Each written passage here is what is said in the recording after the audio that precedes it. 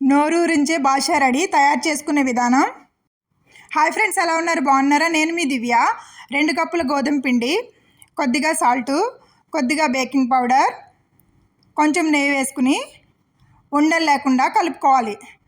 కలుపుకున్న మిశ్రమాన్ని కొంచెం వాటర్ యాడ్ చేసుకుని 20 నిమిషాల పాటు పక్కన పెట్టుకుందాం. ఇప్పుడు మనం స్టవ్ వెలిగించుకుని పాన్ పెట్టుకుని 1.5 కప్పు పంచదార, 2 కప్పులు వాటర్ వేసుకుని తీగ పాకం వచ్చే వరకు మరిగించుకోవాలి. మన పంచదార తీగ పాకం వచ్చింది. ఇప్పుడు కొద్దిగా కుంకుమ పువ్వు, మనం ముందుగా దంచి పెట్టుకున్న ఇలాచి పౌడర్ వేసుకుని పక్కన పెట్టుకుందాం. ఇప్పుడు మనం స్టవ్ వెలిగించుకుని మరి ఒక ప్యాన్ పెట్టుకుని ఆయిల్ వేసుకుందాం.